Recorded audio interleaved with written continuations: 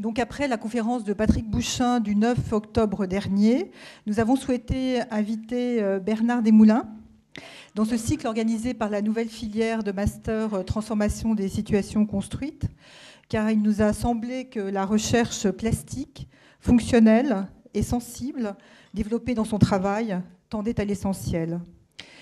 Diplômé en 83, Bernard, vous êtes ensuite pensionnaire pendant 2 ans de la Villa Médicis à Rome. Vous êtes très rapidement confronté à la question d'intervention dans un lieu historique prestigieux, puisqu'il vous est demandé alors de transformer le salon d'honneur, c'est bien ça, de la Villa Médicis, en créant un dispositif d'exposition temporaire. En 85, vous êtes lauréat des albums de la jeune architecture, puis en 2009, vous recevez l'équerre d'argent pour le Conservatoire de musique et de danse de Clichy-la-Garenne. Vous enseignez par ailleurs à l'école d'architecture de Paris-Val-de-Seine et vous êtes architecte conseil d'État depuis 1994. Vous dites que la ville n'est jamais finie et que l'addition de nouvelles strates fabrique par d'imperceptibles mutations l'histoire du lieu, les genius loci.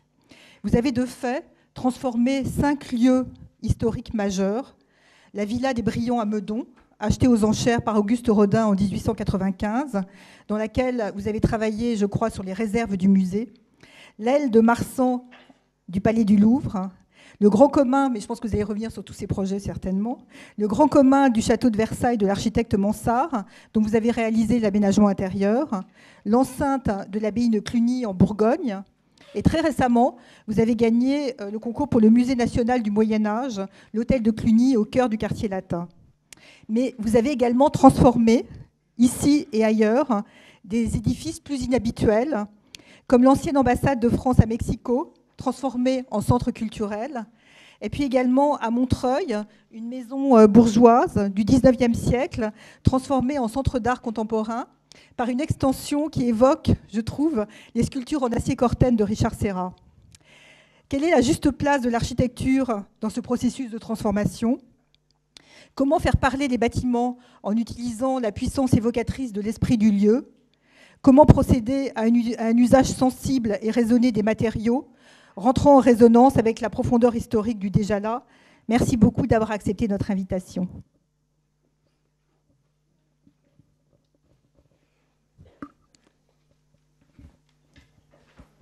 Merci Isabelle de m'avoir invité surtout.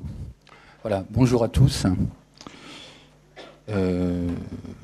J'ai intitulé cette conférence Le crépuscule des lieux. Alors, au-delà du jeu de mots wagnérien, l'idée m'est venue de ce titre, simplement parce que depuis des années, j'ai la chance d'être confronté à un certain lieu qui sont dits remarquables, mais j'ai surtout compris que l'un des enjeux de ma génération, et sans doute encore plus de la vôtre, ça sera de retisser, d'essayer de réparer ce que certains ont cassé, ce que la barbarie humaine a pu détériorer, à savoir les paysages. Voilà. Les projets que je vais vous montrer sont ceux effectivement qui ont un rapport avec la transformation ou l'évolution des lieux. Donc j'ai volontairement écarté tous les projets qui pouvaient sembler être ce qu'on appelle des objets. Voilà. Là aussi, j'ai conscience que la production d'objets n'est plus au centre en tout cas, n'était pas au centre de mes préoccupations. Et j'étais beaucoup plus intéressé donc par les paysages, les lieux, les sites, les contextes, tout ce qui fait l'environnement et tout ce qui fait la richesse de notre paysage. Sachant que si peu de gens s'intéressent à l'architecture, il faut savoir que tout le monde s'intéresse au paysage. Alors la plupart des projets, effectivement, ce sont souvent des micro-projets. C'est-à-dire qu'il faut savoir saisir l'opportunité de tisser, de coudre, de combler, de densifier là où on peut. C'est-à-dire que je suis parti du principe qu'il n'y avait pas de petits projets, il n'y a que des occasions, des opportunités. Et c'est vrai que la plupart des images que vous allez voir ont été inspirées par ce qui était déjà là, par ce qui existait, et non pas par une volonté de produire une image. Alors ces projets sont présentés presque par ordre chronologique, simplement pour simplifier. Voilà. Avant, je voudrais quand même parler de deux images. Quand il m'arrive de faire des conférences comme celle-ci, je montre toujours cette image et puis la suivante. La première, c'est voilà, on ne sait pas vraiment si cette maison, je pense que vous la connaissez, c'est la Villa Malaparte, qu'on attribue à Libera, mais qui est sans doute plus l'œuvre de son propriétaire, qui est l'écrivain Malaparte. Et cette maison, c'est pour moi une sorte d'idéal. C'est-à-dire que l'objet lui-même serait presque insignifiant s'il n'était pas dans cette situation absolument exceptionnelle. C'est une sorte d'archéologie contemporaine. Voilà. C'est quoi?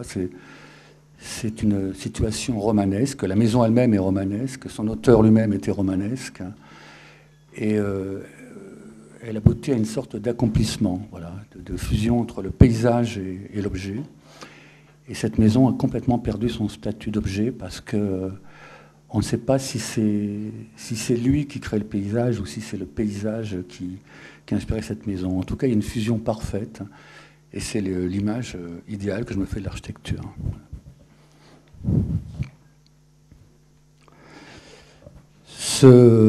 Cette image, c'est un petit peu l'image inverse, c'est-à-dire que c'est une œuvre du peintre Chirico.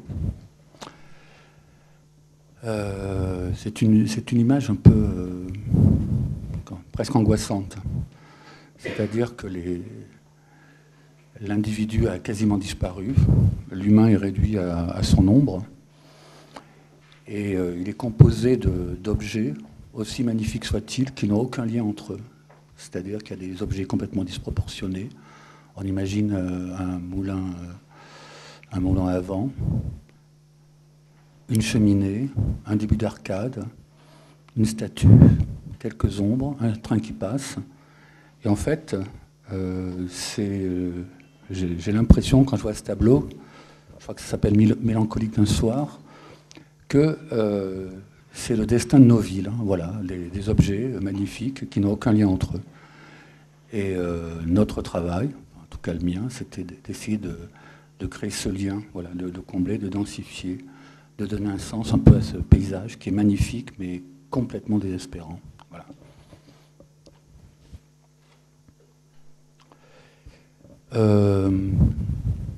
Voilà. Cette image un peu énigmatique, c'est un lieu cultuel, c'est-à-dire c'est un lieu qui est dans le sud de la France, à Fréjus. J'avais très jeune fait un mémorial pour les soldats morts en Indochine. Et il se trouve que 10 ans plus tard, on m'a demandé de bâtir un lieu de mémoire, enfin une sorte de lieu de cultuel, un lieu œcuménique regroupant les 4 principales religions, la religion musulmane, la religion juive, la religion chrétienne et la religion bouddhiste. Et puis la complexité de ce programme faisait qu'on a réduit tout à l'essentiel. Et j'ai dû, si vous voulez, m'insérer dans un vide que j'avais créé. Et l'idée, c'était simplement de faire un lieu complètement qui peu à peu est gagné par la végétation jusqu'à disparaître complètement pour créer une sorte d'enveloppe. Voilà, on voit la végétation qui gagne, hein, peu à peu la toiture, et ces masses, attendez, je sais pas si je peux, il n'y a pas d'eau. Voilà, ces sortes d'objets sont des boîtes dans lesquelles sont enchâssés les signes confessionnels des 4 religions. Voilà. Donc il y a 4 boîtes comme ça. Voilà. Et comme on a affaire à un lieu œcuménique, donc avec les 4 religions, l'idée était pour la prière de permettre à chacun de pouvoir prier en s'isolant avec ce système de cloison mobile. Voilà. Donc on est sous une lumière diffuse créée par la végétation qui enveloppe ce lieu, extrêmement simple, fait de bois et de morceaux de métal. C'est un lieu de méditation, en fait. Voilà. Autre projet, tout petit projet, c'est l'arrière de la salle Pleyel à Paris, puisque la salle de concert, très prestigieuse, mais en même temps, à l'époque, n'avait pas de surface pour accueillir les divas. Voilà. Donc, c'est un tout petit projet, puisque à l'époque, le directeur cherchait un architecte, il n'en trouvait pas, parce qu'il s'agissait simplement de faire sur 5 mètres par 5 mètres, et 5 mètres de profondeur, donc une loge. Et l'idée, c'était de... Alors lui me proposait d'avancer la façade de 5 mètres, et on est face à l'église russe, c'est-à-dire qu'en fait, on ne pouvait pas ouvrir de fenêtre directe. Dans ce qu'on lui a proposé, c'est un jour de souffrance en bois, un petit peu comme une cabane surélevée, comme ça, qui disparaît, là c'est l'hiver, qui disparaît complètement caché par cet arbre qui est devant, et qui permet de garantir la quiétude de l'église russe, qui est juste en face. C'est le square d'Aru. Voilà l'église, on a ça en face. Ça, c'est la vue depuis la loge. Et l'association cultuelle russe ne voulait pas de cette extension, parce qu'elle avait peur que la diva se déshabille, soit visible. Donc on a imaginé ce jour de souffrance qui venait en plus en limite de propriété, complètement perché et qui disparaît l'été derrière cet arbre. C'était pour moi la première expérience de petite intervention dans un lieu complètement protégé. C'est dans le 8e arrondissement à Paris. Voilà. Autre image auquel je me réfère souvent, c'est ce tableau de Caravage. Pardon. C'est ce tableau de Caravage qui est, alors, d'une part, d'un dépouillement parfait, mais surtout une résolution géométrique exemplaire. C'est-à-dire qu'on voit que Narcisse, puisqu'il s'agit de Narcisse, qui découvre son visage, la composition est parfaite, puisque le genou est au centre d'un cercle décrit par Narcisse et son reflet. Et j'ai pris cette image comme exemple, on verra pourquoi après sur d'autres projets, parce que cette image, pour moi, traduit exactement notre situation. C'est-à-dire que en découvrant son visage, on s'aperçoit que la figure est finie, la figure est résolue, une fois qu'on trouve presque son alter ego. C'est-à-dire, alors, à partir de là, on peut imaginer plusieurs situations. Et j'ai travaillé sur cette image-là. Alors, d'une part, parce qu'effectivement, il n'a aucune ornementation, c'est une image complètement dépouillée, d'une géométrie pure, et surtout significative. Et je l'ai travaillé sur cette petite extension il y a quelques années, c'était en 1995, c'est-à-dire il y a 20 ans. C'était pour un petit jardin à Paris. C'est le restaurant du ministère des Affaires étrangères qui était boulevard Saint-Germain. Et la commande était très très simple. Il fallait avoir un restaurant qui venait s'accoler sur un bâtiment existant, un bâtiment classé, qui était l'hôtel Le Reclore. Et puis donc on ne pouvait pratiquement pas construire dans ce lieu. Donc l'idée c'était de venir creuser un jardin, c'est-à-dire faire le restaurant sous un jardin qu'on a planté de pommiers et de poiriers, palissés, et donc de créer simplement une équerre de verre où la lumière à l'étage, donc qui est là, soit équivalente pratiquement à la lumière des données dans les surfaces en sous-sol, voilà, sous sous ce jardin que l'on a créé. Et donc l'idée c'était de dire, voilà, on va déjeuner au bord de l'eau. Donc cette verrière, qui était en fait un plancher vitré, devait donner l'image d'un ruisseau. On était pour les gens qui déjeunaient au rez-de-chaussée face à ces pommiers. Voilà donc la façade qui vient s'accoler à l'hôtel de Roquelaure, hein. Le plancher vitré qu'on devine ici, devant les pommiers palissés. Là, ça c'est une pergola mobile qui vient bouger en fonction de la lumière du soleil. Voilà les cairns de verre, hein. Donc on voit le volume existant au sous-sol que l'on a creusé sous le jardin parce qu'on ne pouvait pas simplement construire. On n'avait pas le droit, c'est ce qu'on appelle un PSMV, un plan de sauvegarde et mise en valeur. C'est-à-dire qu'en gros, on peut faire des travaux, mais on a ici précisément, on n'avait pas le droit de construire de la chaume, de la surface. Je ne sais plus si ça existe, je crois que ça n'existe plus la chaume. Mais en tout cas, voilà, aujourd'hui, surface de plancher, voilà, c'est ça. Donc on n'avait pas le droit d'en construire, d'où cette idée de creuser et de travailler en sous-sol. Voilà donc l'image. Donc ça c'est le restaurant, donc des affaires étrangères. Là aussi, c'est un musée construit il y a 10 ans. Oui, c'est ça, il y a 10 ans. Dans une ZPPAU. C'est-à-dire que ça faisait partie d'une opération d'embellissement dans une ville que personne ne connaît, puisqu'elle est à la frontière allemande, ça s'appelle Sarrebourg, mais qui a quand même, deux célébrités dans cette ville. La première, c'est Anatole de Baudot, qui est l'inventeur du béton. Et la seconde, c'était Pierre Messmer. Alors, Pierre Messmer, qui a été le Premier ministre du général de Gaulle, alors, ça ne vous dit rien, bien sûr, hein, mais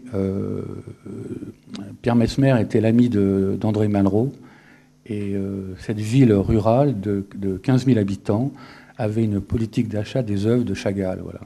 C'était Malraux qui lui avait indiqué, Malraux qui était très lié à Chagall, lui avait dit, si tu veux acheter des œuvres, il faut acheter des œuvres de Chagall. Voilà.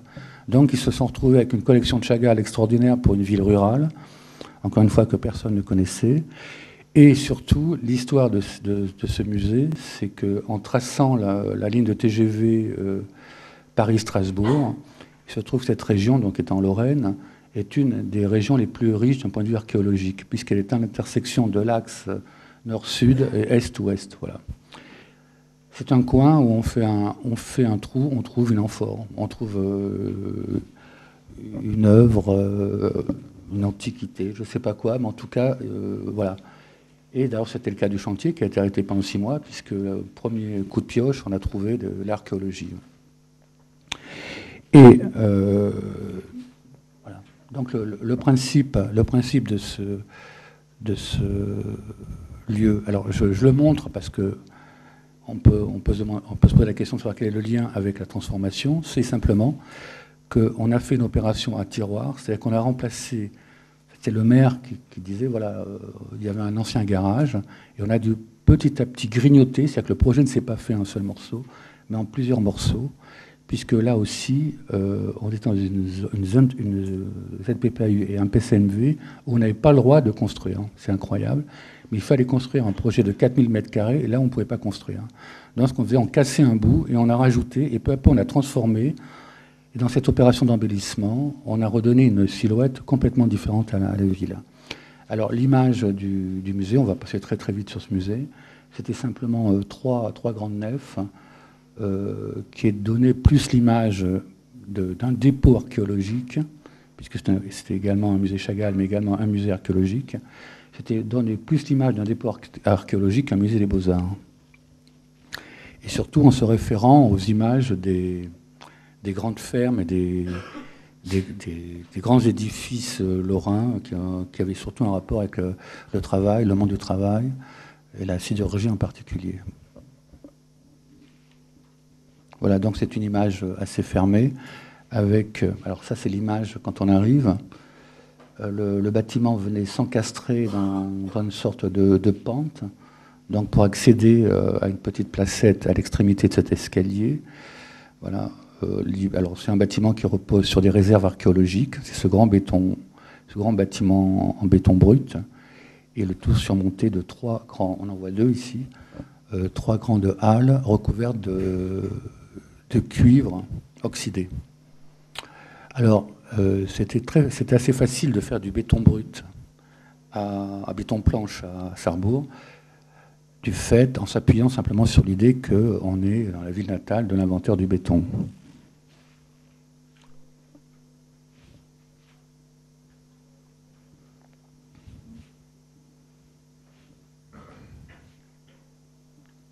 On a eu la chance de travailler avec des entreprises de l'Est qui avaient un savoir-faire qui était proche du savoir-faire suisse et qui nous permettait d'avoir certaines prestations qu'on n'aurait pas pu avoir en Île-de-France. Voilà, ça c'est le rapport. Donc c'est une ville, on est dans une ZPPAU, mais en fait on est dans un tissu R+1. Et de fait, ce bâtiment est le plus gros bâtiment public de cette petite ville, puisqu'on va le voir dans un tissu presque quasiment pavillonnaire. Voilà, on voit le contexte des maisons R+1, rarement R+2.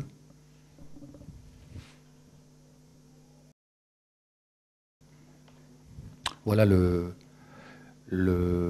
musée au centre de la ville, pratiquement. On voit que c'est un tissu tout à fait banal. Pourtant, on est dans une ZPPAU.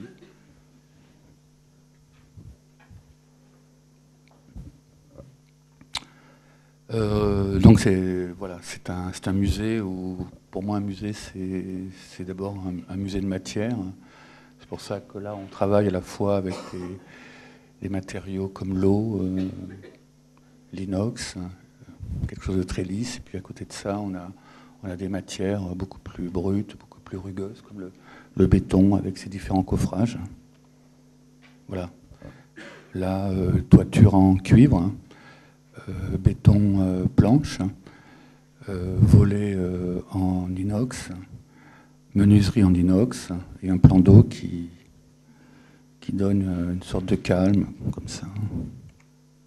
Voilà notre image, où on retrouve l'image de Narcisse qui se reflète, qui regarde son visage. Et là, on travaille sur cette image, comme ça, où l'eau vient faire une mise à distance par rapport à la façade, et peu à peu s'étend. Alors, la ville nous a après confié une opération d'urbanisme tout autour, ce qui a fait qu'on a commencé à travailler un petit peu sur les pignons et sur tous les alentours. Voilà, à l'intérieur, on trouve cette même mise en œuvre du béton planche. Au fond, on voit une tapisserie de Chagall qui s'appelle La Paix, qui est la même que celle qui est à New York, aux Nations Unies. Voilà. Une vitrine fenêtre. Donc alors c'est une chance qu'on a eue, parce qu'on a fait donc une opération à la fois. On a fait le musée, on a fait la muséographie, et après on a fait l'urbanisme. C'est-à-dire que notre mission ici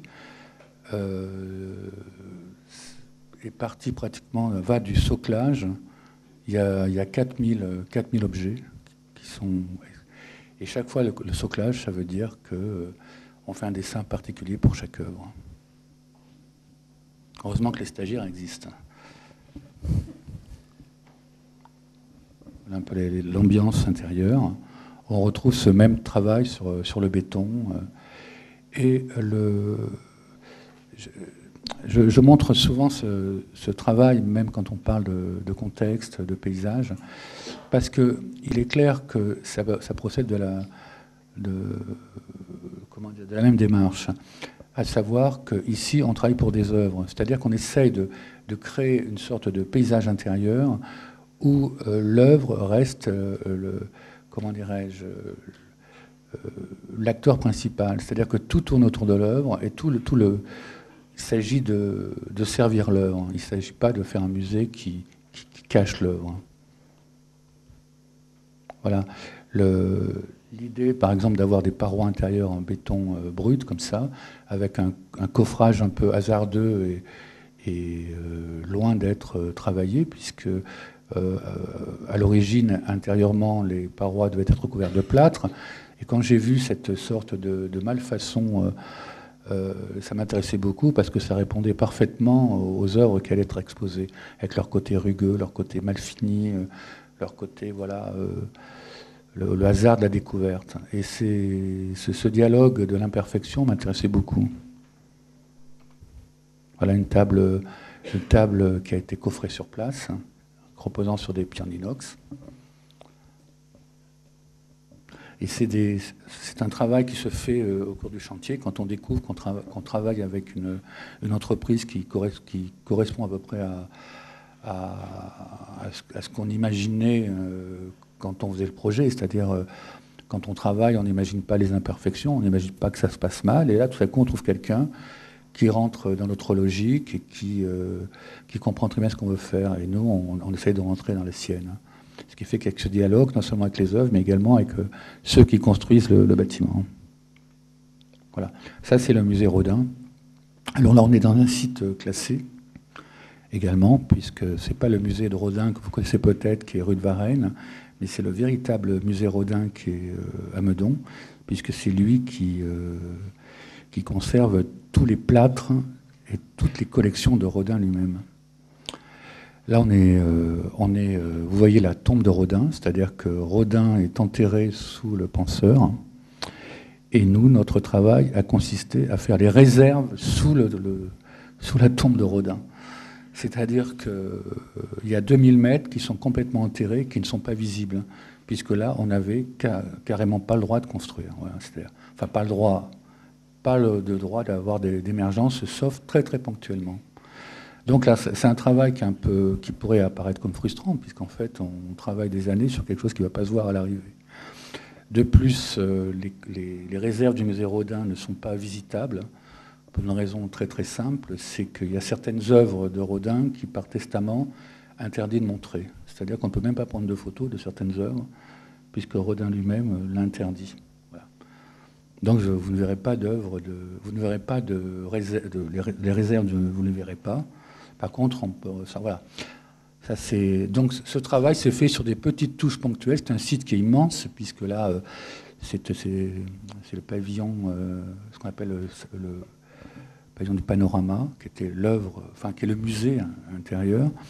Ensuite, à côté, un peu plus loin, il y a la maison où vivait Auguste Rodin. Et voilà une petite émergence en verre, voilà, qui vient éclairer l'atelier de restauration, avec l'homme fatigué. Voilà, c'est une photo de l'atelier de restauration. Donc c'est un travail qui prend beaucoup de temps, qui est extrêmement compliqué, puisqu'on doit creuser 2000 mètres carrés, comme ça, pour à l'arrivée, une toute petite émergence comme celle-ci. Voilà le musée Rodin à droite, et une des parties, des rares parties visibles. Et alors c'est assez drôle parce qu'à un moment donné, pour exister, parce qu'on se dit quand même, faut montrer un peu ce qu'on a fait, c'est qu'on a fait un magnifique appartement au gardien, voilà, avec son beau window, et qui n'a jamais voulu l'habiter parce qu'il n'était pas habitué à vivre sur une double hauteur. Donc en fait, la seule partie qui est visible est restée quasiment vide. Voilà. Ça, c'est un projet, justement le projet qu'évoquait Isabelle tout à l'heure à Mexico. Voilà. Notre projet, alors Mexico, tout le monde le sait, c'est une des capitales mondiales chaotiques, bruyantes, polluées.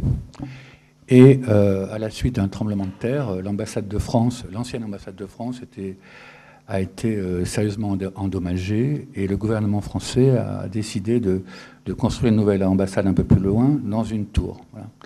Donc, que faire du bâtiment existant?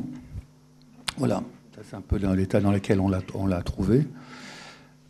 Donc c'est ce qu'on appelle une maison porphyrienne, du nom du dictateur Porfirio Diaz, à la fin du 19e, début du 20e. Alors cette maison, au début, était destinée à devenir une médiathèque. Voilà. Donc je suis allé sur place, il fallait mettre, enfin, bon, il y avait un programme de mise aux normes sismiques, il fallait la restaurer, et puis je trouvais ça un peu frustrant. Donc on a vu avec l'ambassadeur sur place, on en a parlé, et je lui ai proposé de faire, non pas de réhabiliter ce bâtiment, c'est-à-dire d'en faire un objet rafistolé, neuf, non, l'idée c'était plutôt de créer un site, c'est de construire tout autour de ce bâtiment, pour s'approcher du mode de vie des Mexicains, donc qui était plutôt extérieur, hein, et de créer par le sol un lien entre l'extension et ce bâtiment, avec ce magnifique arbre, ce palmier qui était plus haut que la maison. Voilà, donc le projet c'est très très simple. Il y avait bien sûr la transformation intérieure de cette vieille maison, donc qui était l'ancienne ambassade de France. Mais surtout, l'idée, c'était de créer une sorte de protection, de bâtiment périphérique qui venait complètement isoler ce site du chaos de la ville et d'en faire une sorte de lieu de tranquillité. Et on lui a proposé d'arriver à un programme, c'est devenu un centre culturel plus qu'une médiathèque, puisqu'il y a une galerie d'exposition, il y a un restaurant français, il y a une librairie française, il y a même une agence de voyage, et il y a une médiathèque qui occupait l'intérieur de la maison. Voilà. Ça, c'est donc la maison, quelques années plus tard, restaurée. Mais pour nous, l'essentiel n'était pas là. L'essentiel était plutôt dans la création de ce lieu, de cet espace, de ce sol, et de ce site qui était composé donc de l'ancienne ambassade, plus de son extension, tout autour, qui crée une sorte de barrière, de protection, d'un lieu calme où les Mexicains viennent passer quelques heures. Donc il y a une terrasse, on voit ça, c'est la terrasse, c'est la galerie à gauche. Et on a, ça c'est la nouvelle, on a complètement organisé la maison, donc on a créé une nouvelle entrée avec un nouvel escalier, avec ce meuble de Corten qui vient marquer l'entrée de la médiathèque. On voit ici l'entrée du restaurant français. Voilà. Donc ça, on a là aussi travaillé avec l'eau, avec un mur de travertin qui vient nous séparer de la propriété voisine, l'œuvre d'un artiste mexicain qui vient comme ça reposer sur un socle en porte-à-faux, une toiture en cuivre. Enfin, là aussi, on travaillait beaucoup avec les matériaux. Voilà. La galerie qui est derrière son plan d'eau, et on a une double équerre d'ailleurs, entre le sol et les parties verticales, et la galerie elle-même qui est une équerre. On a inauguré ce bâtiment avec 50 ans de photographie française. Voilà, le projet tournait autour d'un arbre, ce que ça s'appelle un jacaranda, je crois. Voilà. En arrière-plan, on voit le pavillon d'accueil. Et là, ici, la galerie. La chance qu'on avait, c'est de travailler avec des artisans mexicains extraordinaires qui avaient un savoir-faire qui perdure au Mexique, qui tend à disparaître en France. Voilà, c'est ce genre de rapport que j'aime bien pour marquer l'entrée du restaurant. Voilà, ce contraste entre quelque chose de brut et puis ce corbeau en motif végétal. Voilà donc alors on avait imaginé un dispositif où on voyait l'exposition qui était cachée par un panneau, et les œuvres se reflétaient dans le bassin. Voilà, et là on exposait de pardon, douaneaux, faucons, inflécheurs. Voilà. À l'intérieur de la maison, on a tout épuré, on a refait les planchers, on a fait quelque chose de très simple, un petit peu aux couleurs mexicaines, avec des pastels, des enduits. On a refait toutes les menuiseries, pratiquement identiques. Voilà, autre travail, ça c'est à Paris, vous reconnaissez l'aile de Marsan et le pavillon de Marsan au Louvre. Donc on avait gagné un concours pour refaire les galeries, voilà, ces galeries ici, les galeries de deuxième et troisième étage, qu'on appelle un musée des matières. C'est-à-dire, en fait, c'est un musée du design, avec un musée du jouet, un musée des matières, ce qu'on appelle galerie d'études, c'est-à-dire on montrait des œuvres en cuir, en verre, en bois, en céramique, etc. Et un espace du peintre Dubuffet, qui Dubuffet avait légué toute sa collection personnelle au musée des arts décoratifs. Dubuffet est quelqu'un qui n'aimait pas les musées, il considérait que le musée des arts décoratifs, donc qui logeait dans le palais du Louvre, n'était pas un musée. Voilà, ça c'est pendant les travaux, là, une grande galerie, la grande nef que l'on a découvert. Enfin, on a travaillé avec l'architecte Kahn, qui était la CMH. Voilà. Donc il existait un plancher intermédiaire que personne pratiquement n'avait vu et qui a été créé dans les années 50 ou 60, je ne sais plus. Et à l'occasion de la mise en valeur de cette partie, c'est une des plus volumineuses du Louvre, on ne le savait pas. Et donc, en cassant ce plancher intermédiaire, on a découvert ce beau volume qui allait servir d'exposition temporaire au centre. Et notre travail a consisté à aménager les galeries périphériques tout autour de cette nef. Voilà. Alors, la particularité du musée des arts décoratifs, c'est qu'il expose toutes sortes d'objets de toutes les périodes. Alors, ça va des jouets contemporains, ou même des œuvres d'art contemporaines, à des périodes classiques, moyenâgeuses. Je crois que ça commence au Moyen-Âge, d'ailleurs. Ouais. Ça, c'est l'espace du buffet, qui est la seule... voilà, le genre d'intervention. On a créé ici un meuble de 9 mètres en métal qui permettait de montrer des dessins qui devaient tourner, puisqu'un dessin ne peut pas être exposé longtemps à la lumière, donc il faut qu'il tourne, remplacé par d'autres dessins. Donc il a fallu trouver un système de sécurité pour protéger les dessins, qui était pré-encadré, donc on ne pouvait pas jouer sur les encadrements. Voilà le genre de galerie. C'est un musée du design avec un système de pièces répétitives qui chaque fois exposait un objet particulier. Là, ça c'était un musée du jouet, par exemple, où on s'attachait à préserver à la fois les façades intérieures qui donnent sur la nef, et de l'autre côté le mur qu'on voulait laisser libre et qui donne, dans les ouvertures, données sur le jardin des Tuileries. Voilà, il fallait créer un système de vitrines souples qui puissent accueillir des œuvres contemporaines. Ça, c'est l'artiste Deschamps. J'ai jamais compris comment il avait réussi à rentrer ces objets gonflables. Voilà. Donc ça,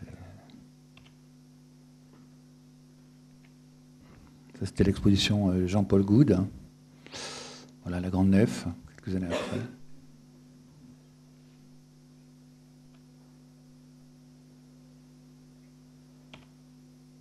On est amené à dessiner des vitrines. C'est-à-dire que c'est un travail de...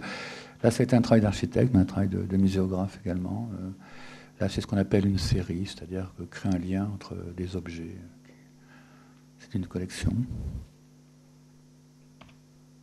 Voilà, on a également, sous le pavillon de Marsan, je ne sais pas si vous voyez, bon là, c'est dans la rue de Rivoli, l'entrée du musée est ici, 107. Ici, on a le jardin des Tuileries, puis au bout, la place de la Concorde. On a creusé sous le pavillon de Marsan, sous œuvre, pour pouvoir créer un auditorium. C'est-à-dire qu'on a dû casser toute la structure, creuser, et évidemment, il ne fallait absolument pas que les structures souffrent. Pour créer, alors voilà, vous voyez le pavillon de Marsan, là on est dans le jardin des Tuileries, donc on a dû creuser ici pour créer un auditorium. Un petit auditorium, une salle de conférence qui est plus petite que celle-ci. Voilà. Alors le plafond un peu tourmenté vient du fait qu'il y a une poutre qui fait plus de 2 mètres de haut, qui supporte tout le pavillon de Marsan au-dessus. Voilà. Ici, voilà, je suis à Versailles.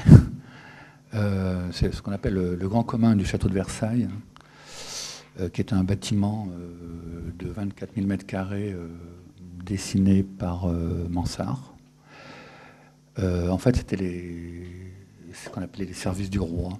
C'est-à-dire que tout le château de Versailles, tous les gens qui faisaient fonctionner le château de Versailles, travaillaient ou vivaient là.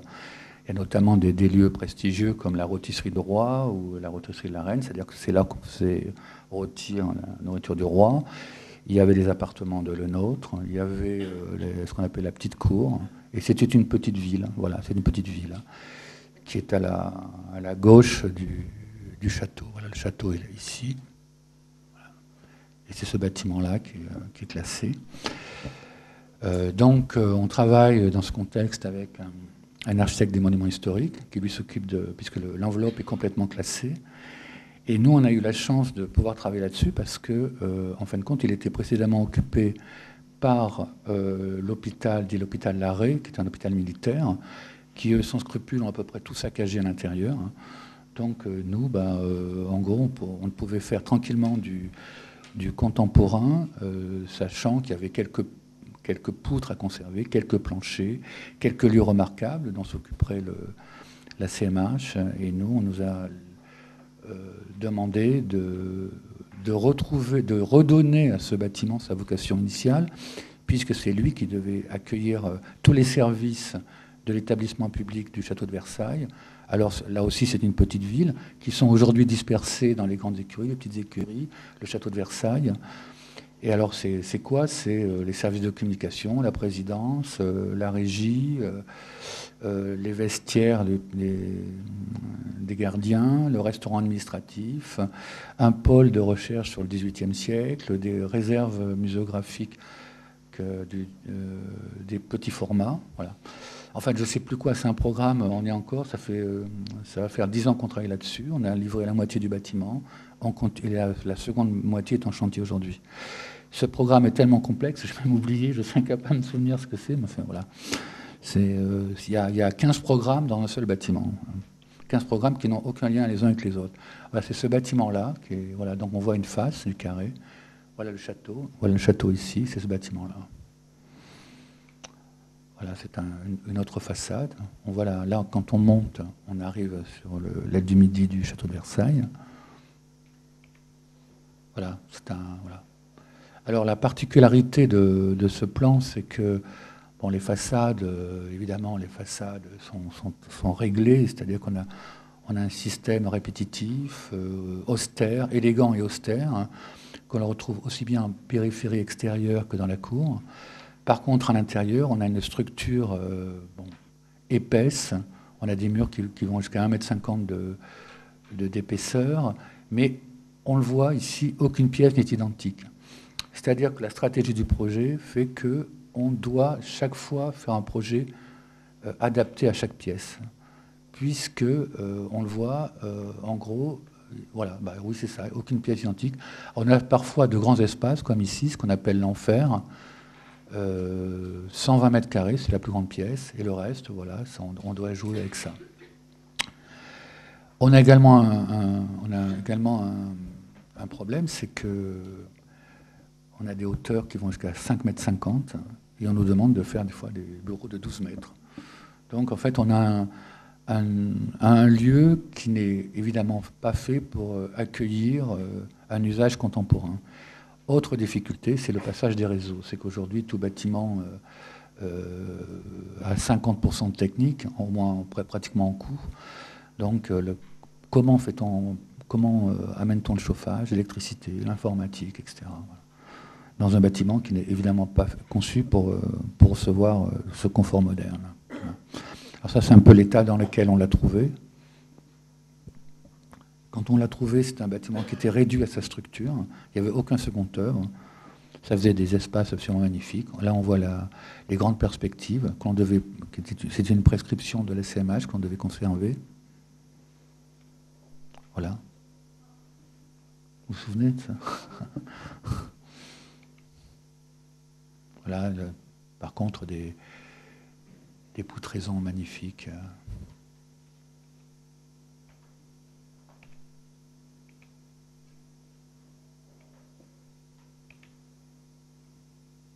Voilà, le chantier avait un peu commencé là.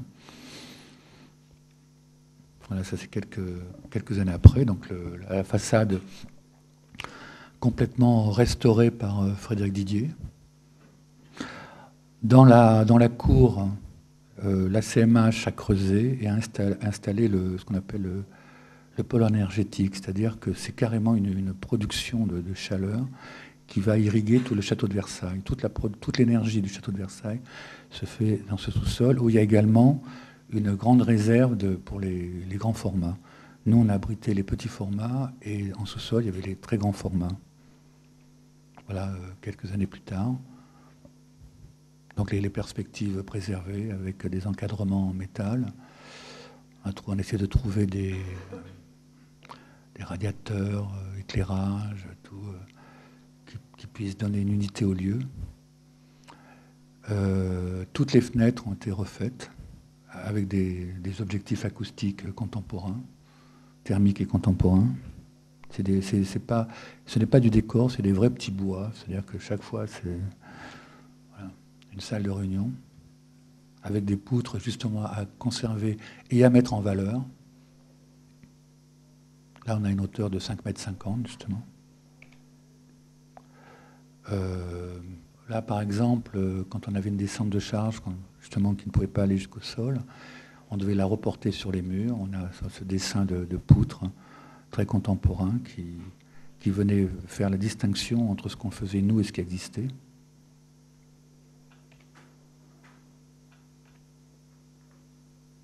Voilà, c'est juste des photos d'ambiance. Voilà un système de cloisonnement intérieur qui permettait de révéler l'épaisseur du bâtiment. C'est un bâtiment qui a une épaisseur de 16 mètres, c'est-à-dire que c'est extrêmement compliqué d'utiliser 16 mètres. C'est plus facile d'utiliser une faible épaisseur qu'une large épaisseur. Donc le principe, c'était de laisser percevoir les ouvertures, les baies, de laisser filer le sol par un jeu de cloisonnement, le sol et la lumière naturelle, ainsi que une poutre maîtresse. Voilà. Quand on a une poutre comme ça, c'est que la CMH nous demandait de la laisser visible. Voilà. Donc pour nous, ce qui était important, c'est de laisser percevoir l'intégralité et l'intégrité du volume, en cachant, par exemple, ce qu'on ne voit pas ici, c'est qu'il y a une cloison perpendiculaire à cette cloison. C'est-à-dire qu'en fait, on ne voulait pas montrer le compartimentage. Donc, de l'extérieur, on a l'impression qu'est visible la totalité du volume.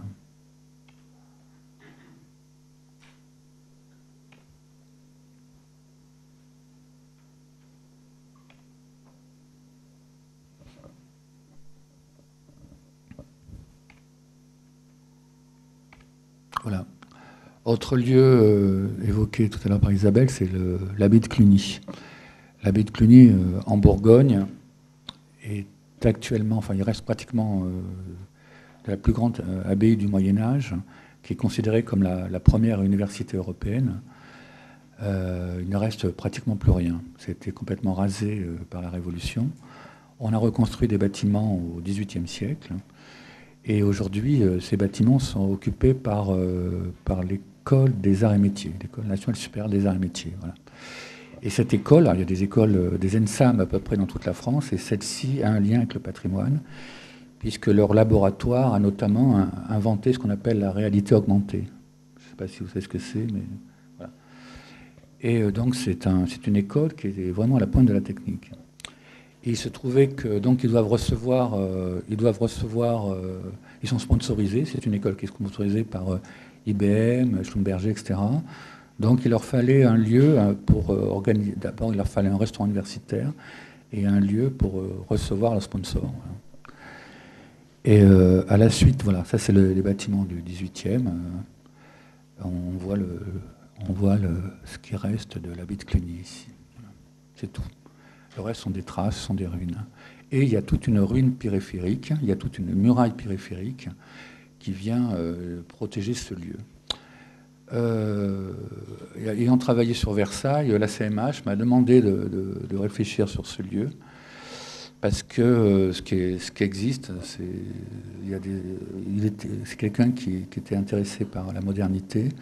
Il ne voulait absolument pas de pastiche. C'est-à-dire qu'il voulait quelque chose de très contemporain qui puisse marquer la vocation, de l'ENSAM et donc le côté contemporain et moderne de l'ENSAM. Donc on a travaillé et voilà, ça on voit très bien le collage avec plusieurs plans. Donc ça c'est le bâtiment du 18e. Ça, ce sont une trace d'un ancien abattoir qui était implanté sur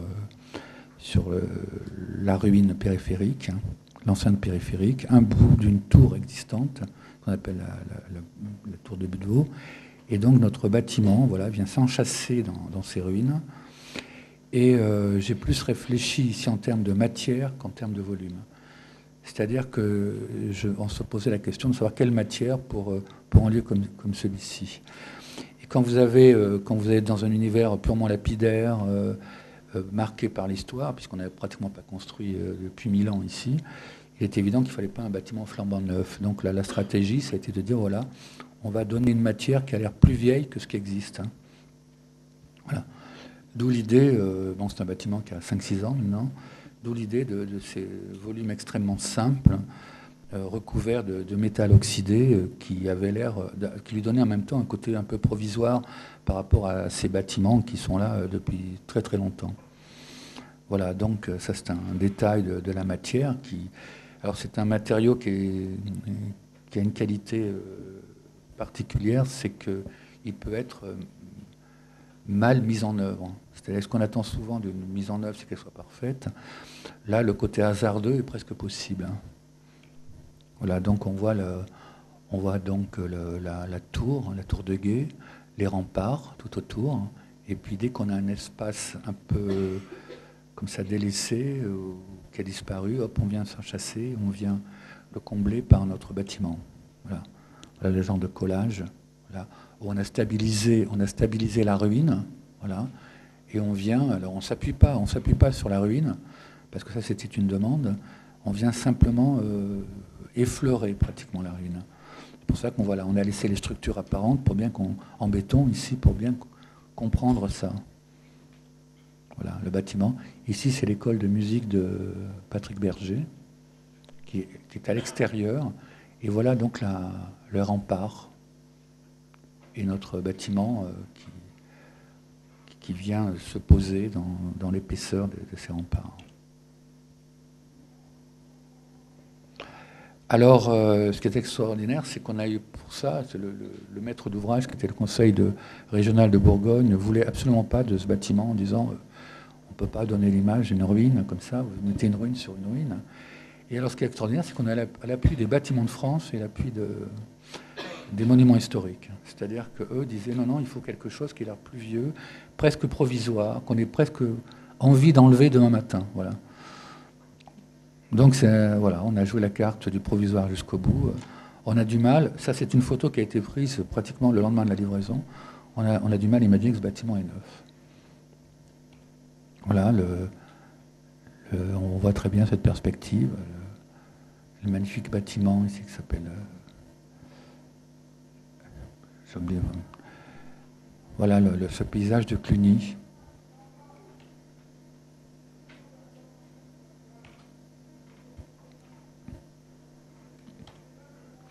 Alors on voit là la structure qui se décolle complètement du mur. Donc on vient à peine toucher la ruine. On a fait un bâtiment complètement indépendant de l'existant.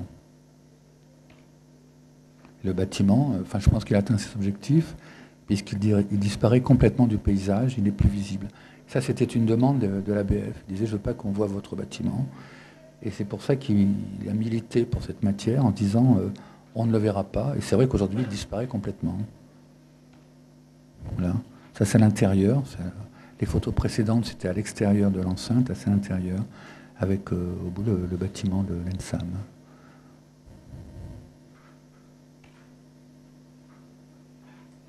Donc les salles sont largement ouvertes sur ce paysage de ruines, avec en cadre certains points particuliers de l'abbaye. Voilà. Ça, c'est à Montreuil. On a une problématique un peu presque différente, c'est-à-dire, là, on est presque dans la situation de collage. Ça, c'est un... Comment dirais-je? La commande était très très simple. Il y avait uniquement 100 mètres carrés à construire. Il fallait réhabiliter la maison. C'est une maison bourgeoise du 19e. Et il y avait 100 mètres carrés à construire. C'est dans un quartier extrêmement populaire de la banlieue parisienne.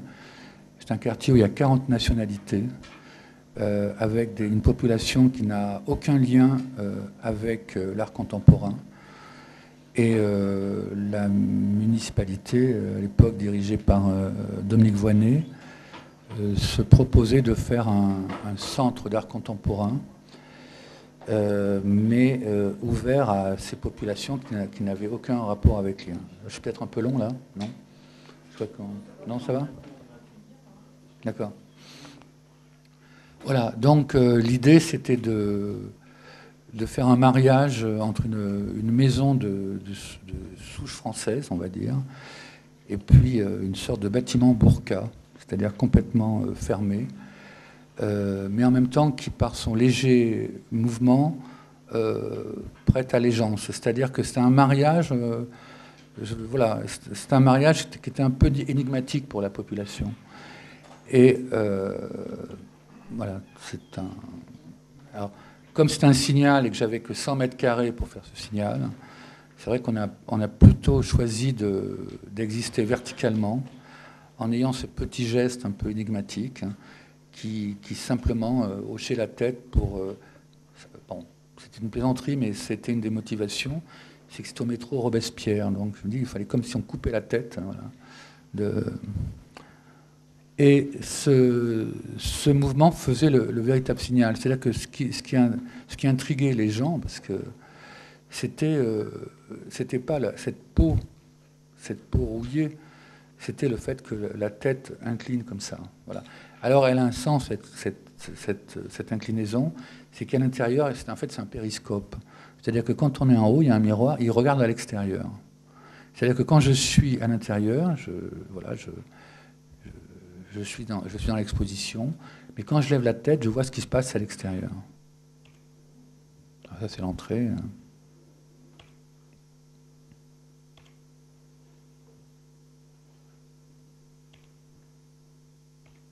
Là, tu vois, on voit le bâtiment burqa, là, avec les yeux. Voilà le lien entre la maison 19e et une terrasse et le bâtiment neuf. Ça, c'est de l'autre côté, ouvert sur un jardin. Une grande ouverture, donc ouverte au nord, et qui, en fond de perspective, il y a une grande tour qui domine Montreuil. Voilà. Avec une sorte de volière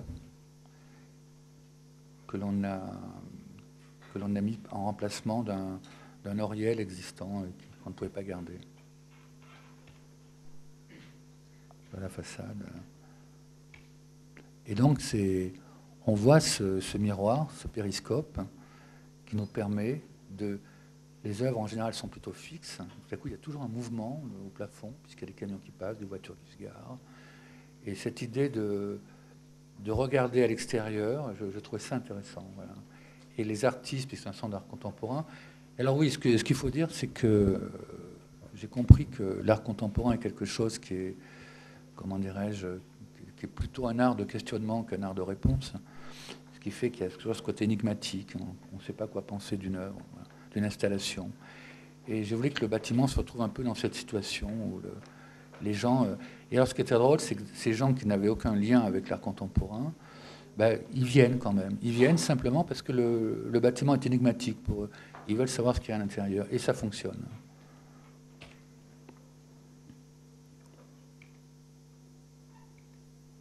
Voilà l'intérieur de la maison, donc, qui a été complètement restauré. C'est un ancien squat, bon, qui lui aussi accueille des expositions où on a laissé certaines traces de ce squat. Voilà.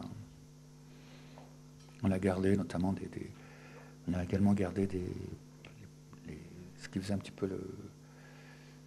l'intérêt de cette maison, avec un plafond à caisson qui était assez beau. Voilà, un autre petit projet, mais je vais aller très vite maintenant. Un autre petit projet là qu'on est en train de, enfin, qui est en chantier, c'est une ancienne piscine art déco qui est à Saint-Mexan dans les Deux-Sèvres, qui a été dessinée par l'ingénieur Henbick, qui est l'un des inventeurs du béton armé. Et alors, elle est à Saint-Mexan, l'école, dans une abbaye absolument magnifique. Ce bâtiment est un peu insolite parce que c'est un petit bâtiment en béton. Et cette piscine devait être transformée en médiathèque. Et alors, bon, l'idée comme ça, c'était bien de transformer cette piscine en médiathèque. C'est simplement, voilà, un demi-cylindre avec un bassin, c'est rien d'autre, avec une très très belle fresque, une mosaïque ici, pardon, pas une fresque, une mosaïque art déco superbe. Et donc le bâtiment est classé. On travaille avec un architecte qui s'appelle Pierre-Antoine Gattier, qui lui s'occupe de l'épiderme, de la voûte, de la restauration de la voûte, et nous, on s'occupe de l'aménagement intérieur. Or, il se trouve qu'il y avait un programme de médiathèque qui vient complètement remplir ce volume.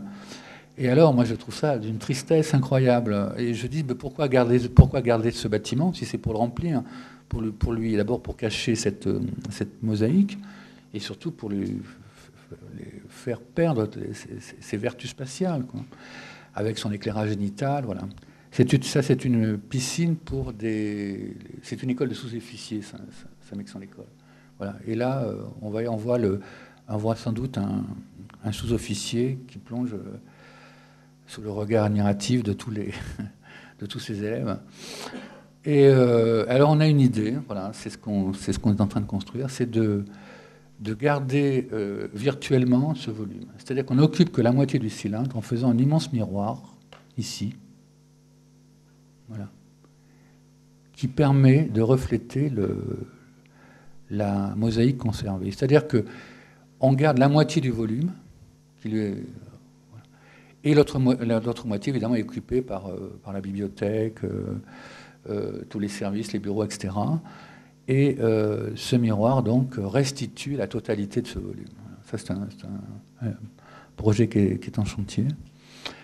Et voilà, voilà, dans ce genre où on était obligé, puisqu'on n'arrivait pas, on n'a pas réussi à faire entrer tout le programme sur un niveau. Donc, ce qu'on a proposé, c'est cette stratégie qui permet en même temps de restituer tout le volume,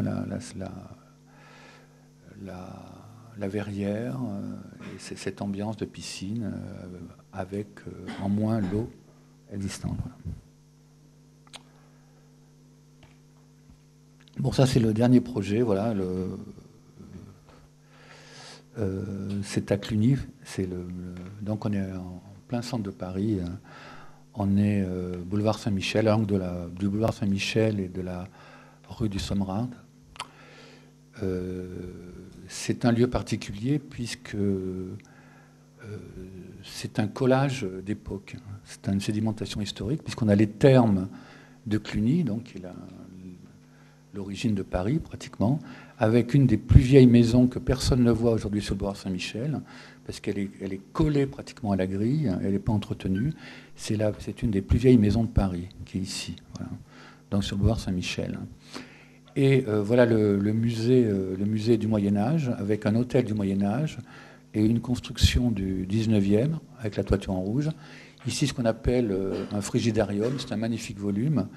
Et nous, on nous demande simplement de revoir le parcours de ce musée et de créer un accueil, c'est-à-dire de créer un bâtiment, à la fois pour rapprocher l'entrée qui aujourd'hui est ici, de la rapprocher du boulevard Saint-Michel et de donner un peu plus de visibilité à ce musée. Et donc c'est un musée qui doit faire la jonction entre la partie gallo-romaine des vestiges et la partie moyenâgeuse qui est ici. C'est un musée qui a des collections absolument magnifiques, mais dont l'entrée est un peu trop confidentielle. Donc l'idée, c'est aussi de permettre la liaison avec la maison romaine, c'est-à-dire donner cette maison accessible à la visite. Donc notre proposition, voilà, ce sont deux volumes recouverts d'une sorte de dentelle métallique qui reprend un motif existant, avec un jeu de rampe qui la relie à la maison romaine qui est ici. Voilà. C'est une architecture très très simple qui, là aussi, essaye à la fois d'être présente et en même temps de s'effacer. Et qui est vraiment à l'articulation, c'est un bâtiment pivot qui est à l'articulation des thermes romains et des bâtiments moyenâgeux derrière. Voilà, donc ça c'est un bâtiment qui a des matériaux assez bruts, qui va cadrer sur les vestiges gallo-romains. Voilà, ça c'est l'entrée rue de Sommerade, avec, on le voit, tout ce collage d'architecture. Ça c'est un bâtiment, il y a un bâtiment 19e, ce qu'on appelle Bosvilleval, 19e. De l'autre côté, des bâtiments gallo-romains. En face, on a du haussmannien. Et un peu plus loin, on a du Moyen-Âge. Donc voilà tout ça. Alors voilà la coupe, on le voit très très bien, la coupe, avec c'est un univers de toiture, avec la plus vieille maison romaine de Paris, ici. Les thermes, donc les thermes de Cluny. Et en blanc, ce qui existe, une maison 19e, et après une maison, un ensemble moyenâgeux, avec des voûtes gallo-romaines. Enfin, voilà. Et nous, on vient s'enchasser, comme ça, voilà, avec un bâtiment qui est tout petit, puisqu'il va faire 500 mètres carrés, un bâtiment d'accueil, mais qui va permettre de réorganiser complètement tout le circuit du bâtiment. Alors, ce qui est assez drôle, c'est que ce bâtiment qui ne fait que 500 mètres carrés, il représente quand même le quart du musée en surface. Alors, on va organiser tout un parcours également qui va surplomber les vestiges pour pouvoir accéder à cette petite maison. Voilà donc la façade sur le boulevard Saint-Michel, avec le bâtiment moyenâgeux, le bâtiment 19e, notre petite structure, la maison romaine et les thermes gallo-romains. Voilà. Et il existe un projet, en plus, qui doit recouvrir complètement tous ces vestiges, puisqu'aujourd'hui, ils sont intérieurs par la population. Voilà l'intérieur, la protection, justement, de ce qu'on appelle le caldérium, c'est-à-dire que c'est un lieu qui va revenir à l'exposition. Et voilà, avec ces ruines romaines, c'est la naissance de Paris ici, hein, pratiquement avec les arènes de Lutèce. Et là, derrière, on a cette grille qui va nous protéger du boulevard Saint-Michel. Voilà. Aujourd'hui, on a l'impression que c'est une fosse, les touristes jettent leurs canettes. C'est un lieu complètement délaissé, alors que c'est un des lieux les plus vieux de Paris. Voilà donc la liaison avec la maison romaine qui est à gauche, avec ce jeu de passerelles et le hall d'entrée et à l'intérieur des surfaces d'exposition temporaire et de l'atelier pédagogique. Je crois que c'est tout. Voilà, donc c'est terminé. Voilà.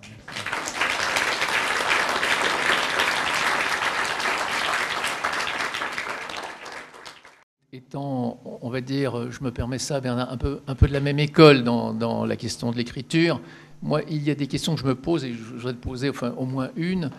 C'est si je devais donner une référence, je parlerais de Pechnik et de Scarpa. C'est des gens qui te sont chers, non?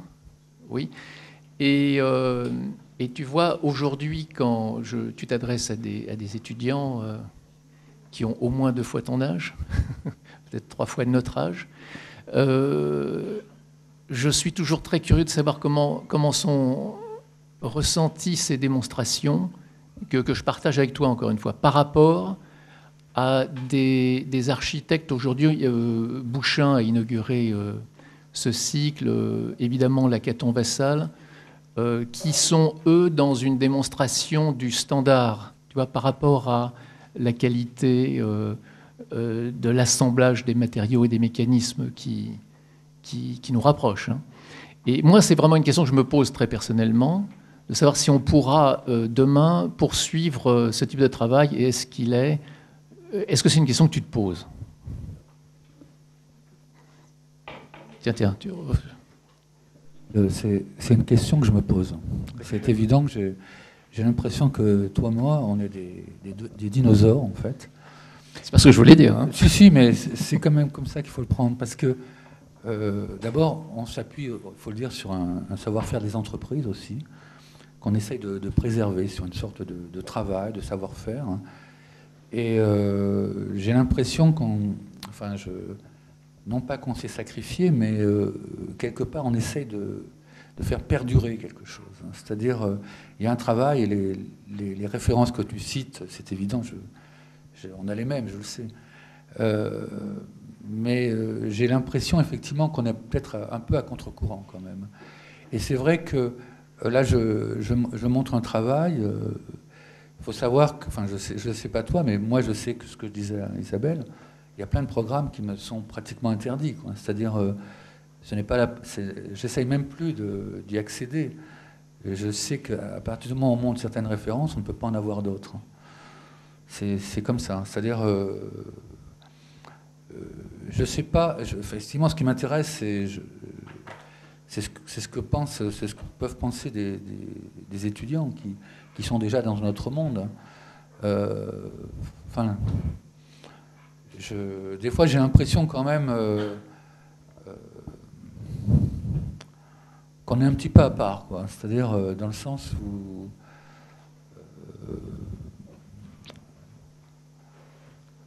je ne suis pas sûr qu'on soit au centre des préoccupations d'étudiants. Où je suis toujours étonné quand le discours, c'est simplement l'économique, c'est simplement la standardisation, comme tu l'as dit.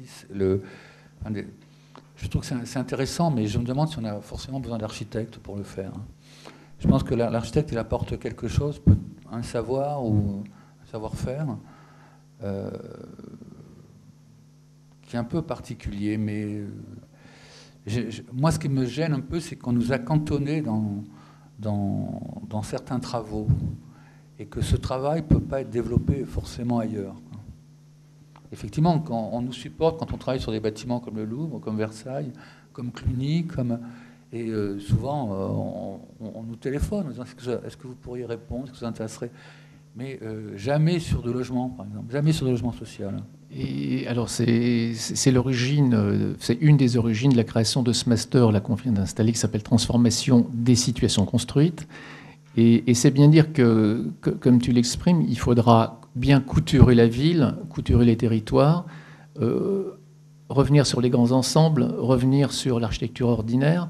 Donc c'est une pratique qui est assez semblable à ce que tu nous montres, sauf qu'il nous faudra utiliser d'autres outils, d'autres stratégies. Et c'est vraiment ce qui les attend. Enfin, c'est peut-être à vous de réagir, mais évidemment, ces jeunes gens de 20 ans vont beaucoup plus travailler sur des reprises d'architecture que des créations d'architecture. Et pas forcément dans le domaine culturel, évidemment, dans un domaine beaucoup plus proche des maux de la société. Donc je dirais qu'il y a un parallèle, sauf que les outils ne vont pas être les mêmes. Alors je ne sais pas s'il est partagé par vous, parce que c'est un peu à vous que je m'adresse.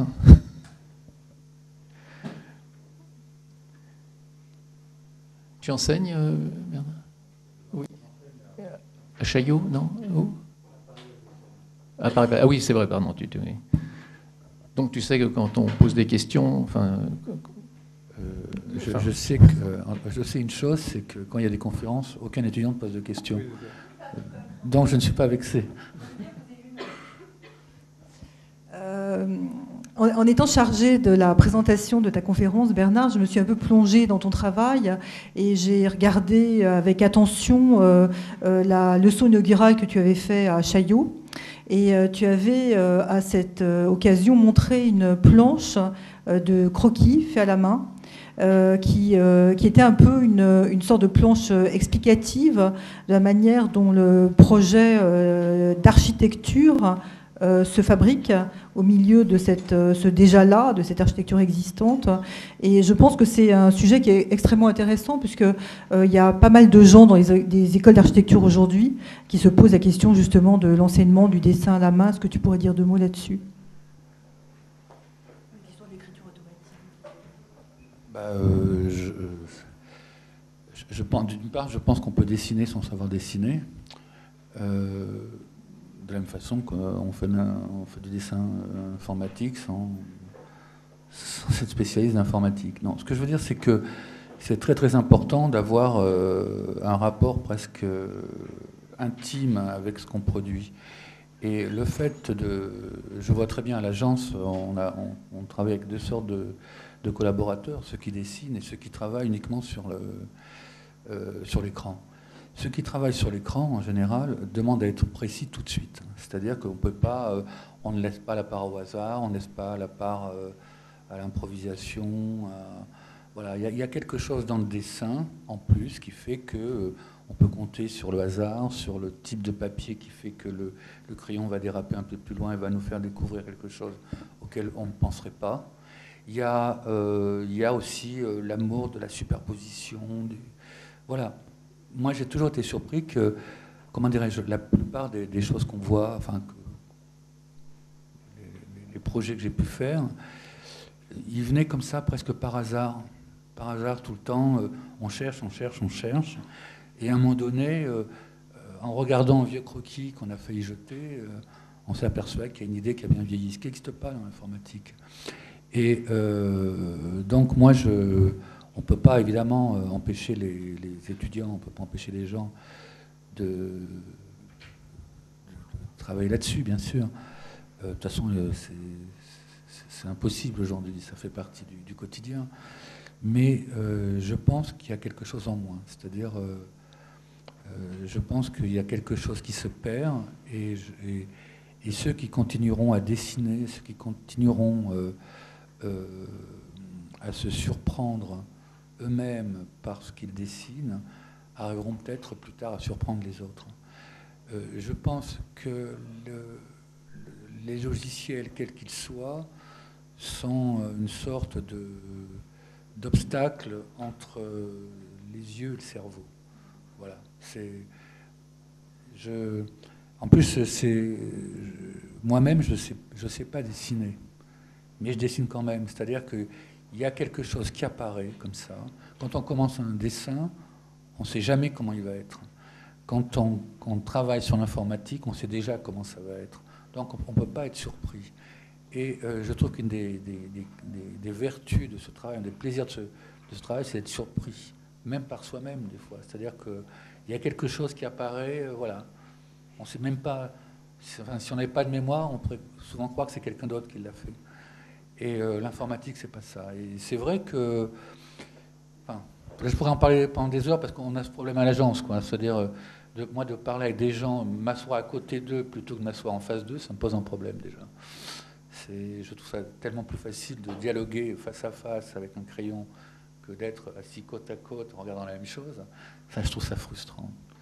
Mais j'engage, c'est ce que j'explique aux étudiants, d'ailleurs, j'impose des rendus, moi, comment j'interdis, ça m'arrive sur certains exercices d'interdire l'informatique. Et sachant que ceux qui ne savent pas dessiner ne sont pas pénalisés pour autant, au contraire, c'est-à-dire qu'ils vont découvrir eux-mêmes quelque chose. J'ai l'impression que c'est un outil qu'on nous a enlevé, le dessin, qui nous met au même rang que les ingénieurs ou les comptables. Voilà. C'est-à-dire que, voilà, sachant que j'ai beaucoup de respect pour les ingénieurs et les comptables.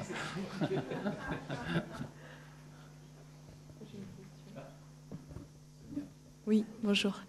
Ma question, c'est... En fait, vous travaillez donc sur tous des projets de réhabilitation, de restauration de bâtiments souvent classés, de bâtiments patrimoniaux. Souvent, ça donne lieu à des extensions. Est-ce que les extensions sont une fin en soi? Parce qu'à un moment, je vous ai entendu dire ça sur la maison au Mexique, que finalement, ce qui vous avait intéressé, c'était de produire cette architecture contemporaine à côté du bâtiment. Ou est-ce que c'est face à des problèmes de programmation d'un existant que cette extension s'est faite?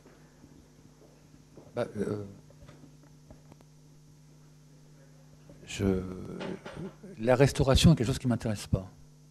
Je ne suis pas monument historique, je n'ai pas fait l'école de Chaillot, donc je n'ai même pas le savoir pour restaurer. Donc c'est quelque chose, bon, je laisse ça à ceux qui savent faire. Voilà. Par contre, la modernité est vraiment une de mes préoccupations. C'est-à-dire, or, pour moi, la modernité, c'est par rapport à quelque chose. C'est-à-dire que la modernité en soi, je ne sais pas ce que ça veut dire. Il y a par exemple certaines architectures complètement décontextualisées, qui sont sans doute des objets magnifiques, mais qui me parlent peu parce qu'elles sont incapables d'entretenir le moins de dialogue avec quoi que ce soit. Ce sont des objets, alors ce sont des figures souvent comme ça, pesantes, ou légères, ou agréables, mais la véritable modernité, elle s'exprime par rapport à quelque chose, par rapport... elle exprime la distance qui nous sépare de ce qui ne l'est pas. Voilà. Je crois que c'est une phrase de Roland Barthes qui disait quelque chose comme ça, c'est-à-dire que c'est cette distance qui nous sépare et qui nous fait mesurer à quel point on est moderne. Et c'est vrai que les exemples que je montre montrent en même temps mes préoccupations, c'est-à-dire il faut savoir être moderne, il faut savoir être, comment dirais-je, quand on dit qu'il faut savoir être moderne, ça veut dire qu'il faut savoir faire partager la modernité aux autres, la faire aimer. Et dans les exemples montrés, comme à Montreuil ou à Mexico, j'aime bien ce rapport qui est entre l'histoire et l'aujourd'hui, c'est-à-dire voilà, ce dialogue qui apparaît presque naturel, hein, et qui fait que on est radical que par rapport à quelqu'un. Mais la radicalité toute seule, ça n'a pas de sens.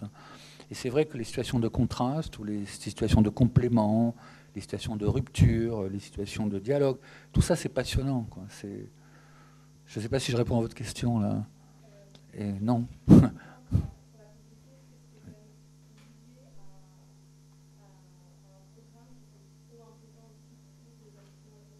Non, c'est dans le cas de Mexico. Dans le cas de Mexico, voilà, il y avait l'histoire un peu compliquée, c'est qu'il y avait un fonds, il y avait une collection de livres, une bibliothèque qui s'appelait le Fonds Rivet, et qui était plus ou moins à l'époque créée par Luis Buñuel. Enfin bon, c'est toute une histoire. Et donc, ils voulaient mettre ça dans ce vieux bâtiment, dans l'ancienne ambassade. Or, il se trouve que les pratiques culturelles mexicaines sont très éloignées de la lecture. C'est comme ça. Et donc, faire une médiathèque ouverte sur le livre dans un pays qui est sous l'influence anglo-saxonne, américaine, je sais pas, ça me semblait inopportun. Et alors, en parlant avec l'ambassadeur, qui était quelqu'un assez ouvert, je lui ai dit, mais pourquoi on n'en ferait pas un lieu? Parce qu'il existe des lieux comme ça au Mexique, où il y a une sorte de mélange, c'est une sorte de lieu culturel, il y a des expositions, restaurants, librairies, un petit peu tout. Et les gens vont passer une après-midi là, c'est l'occasion d'acheter un livre, de déjeuner, voilà. Et je me dis, mais pourquoi on ne ferait pas un lieu comme ça, qui serait plus proche? Et c'est vrai que dans ce cas-là, il fallait sortir un peu du contexte de la vieille maison et travailler sur le sol, travailler avec le ciel, travailler avec l'arbre, travailler... Et j'avais l'impression que cette maison enfermait plutôt qu'elle ouvrait. Et je me suis dit, non, on va ouvrir ce lieu, mais au propre, au figuré, quoi.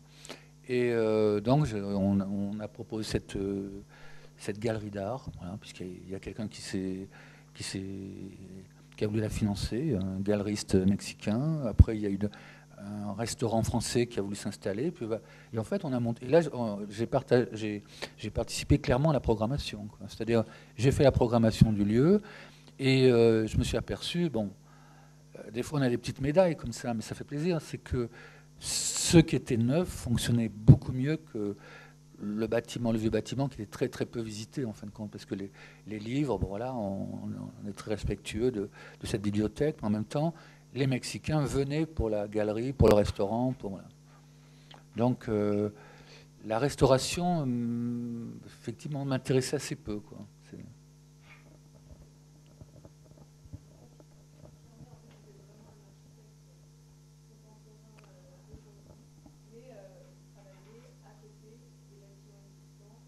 Oui, de la même façon à Versailles, là on n'a pas pu faire l'extension parce que c'était quand même difficile. Je crois qu'on n'aurait pas laissé faire. Mais c'est vrai que l'écriture, elle était contemporaine sans problème. C'est-à-dire, Mais je crois que j'aurais été incapable de faire la restauration. Enfin, tantôt, on a dû faire la restauration de la pierre, etc. Mais voilà. Non, pour moi, c'est où s'exprime la modernité. Voilà. Je pense qu'aujourd'hui, enfin, j'ai l'impression, quand je me promène, que la modernité est absente quand même. On est plutôt dans le spectaculaire, dans une forme de vulgarité. Et on a trop tendance à confondre la modernité et la vulgarité. Et je pense que la modernité, c'est quelque chose de... Enfin, mais ça existe partout. Hein. Ça existe dans le cinéma, ça existe dans la littérature, ça existe... Il y a des œuvres cinématographiques qui ont été produites il y a 40 ans, qui me semblent beaucoup plus modernes que certains films qu'on voit aujourd'hui. La modernité, c'est quelque chose qui n'est pas lié à la contemporanéité. La modernité, c'est très très complexe. Et donc c'est ça qu'on cherche, c'est de dire à quoi ressemble l'individu aujourd'hui, qu'est-ce qui le préoccupe, où sont ses valeurs. Et c'est vrai qu'on a des valeurs, on essaie d'avoir des valeurs esthétiques, on essaie d'avoir des valeurs éthiques, on essaie d'avoir voilà. C'est pas une image, la modernité. C'est pas... Moi, je dis par exemple, nous on travaille avec l'air du temps. On le rejette pas. Mais on essaie de ne pas travailler avec des courants d'air. Voilà, c'est ça. Parce que l'air du temps est une chose qui me préoccupe. Parce qu'il y a plein de positifs dans ce qui se passe, dans ce qu'on retourne de nous.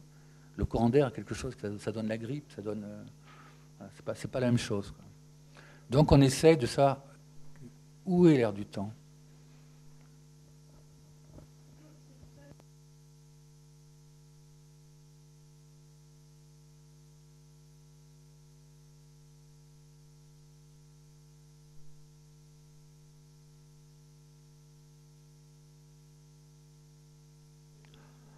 Non, mais je construis des bâtiments. Je ne les ai pas montrés là parce que ce n'était pas le sujet de votre master. Mais... c'est-à-dire qu'un architecte, il va là où il sent qu'il peut aller. Moi, je suis disponible pour tout. À part que je ne peux pas... Enfin, c'est le hasard de la commande, le hasard de... Et voilà, c'est... Je me suis aperçu... Non, il y a une chose qui m'intéresse beaucoup dans...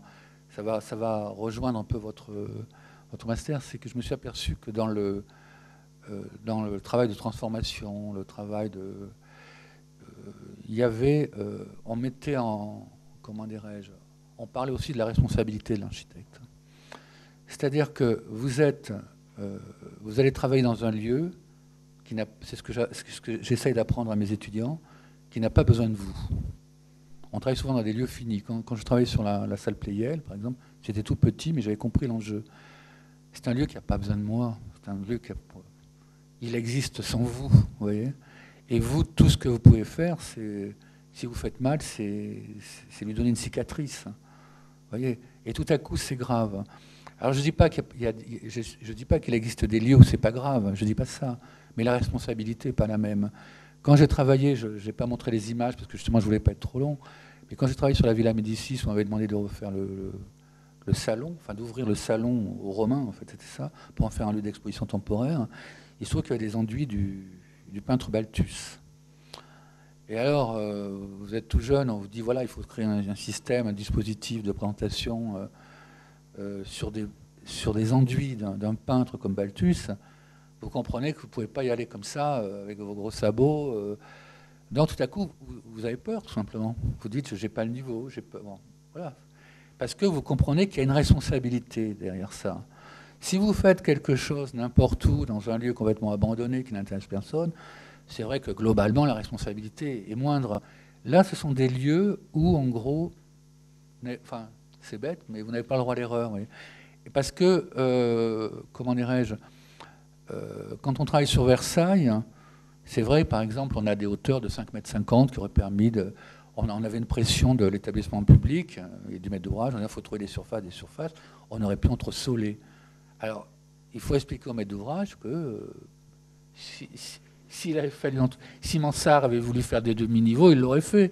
Donc, c'est pas moi qui allais faire des demi-niveaux. Vous voyez, c'est-à-dire, en gros, on doit tout le temps garder l'esprit. Quand on fait un volume, on doit trouver, quand Mansart dessine un volume magnifique, il est évident que vous n'allez pas tout cloisonner comme ça, bestialement, en disant j'ai un programme, j'ai des gens... Donc, vous êtes toujours comme ça en train de dire, en pensant quand même que c'est un lieu. Vous n'êtes pas venu sur Terre pour défigurer ce qu'ont fait vos prédécesseurs. Enfin, il y a quand même cette responsabilité, voilà. Et c'est vrai que ce que j'aime dans ce travail, c'est cette responsabilité qui fait que il y a un enjeu. Voilà, je pense, Patrick, tu comprends. J'imagine tu dois ressentir ça quand même.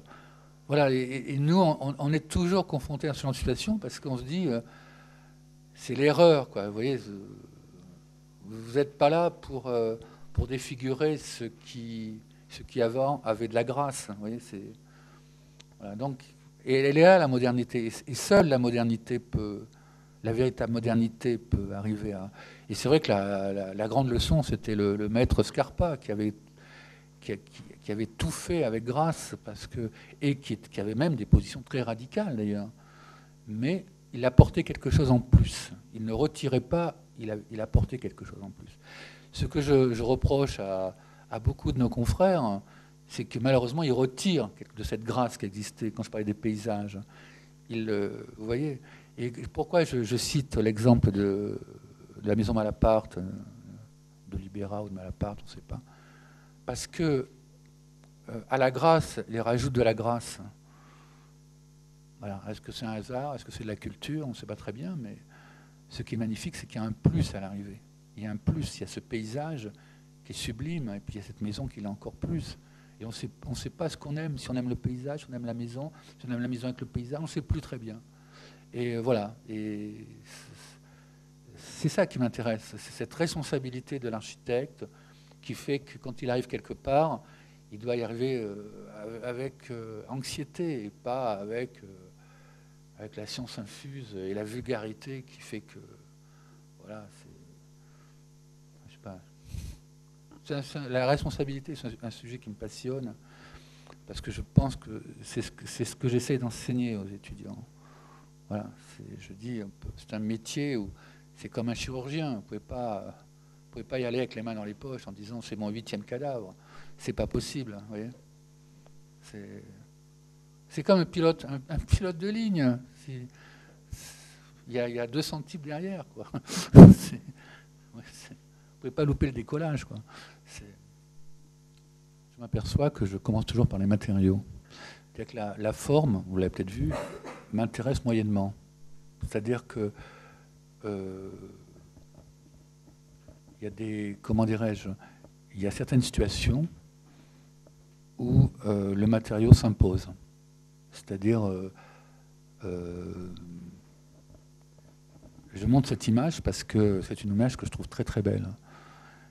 Et un jour, je parlais avec un ABF, il me dit, je ne sais plus pour quel projet, mais oui, c'était pour Cluny. Et je ne savais pas comment lui expliquer que ça allait être en Corten. J'avais peur à Cluny. Et il me dit, mais tu sais, la tôle rouillée, c'est le matériau le plus utilisé en France. Et il dit, quand les gens m'expliquent, je vais faire une maison, mais malheureusement, je mets ça parce que ça coûte pas cher, mais j'ai quand même le droit à construire, je suis pauvre, donc je vais mettre ce matériau. Et la BF dit, mais mettez de la tôle rouillée. Au lieu de mettre ce matériau horrible, mettez de la tôle rouillée, c'est le matériau le plus utilisé.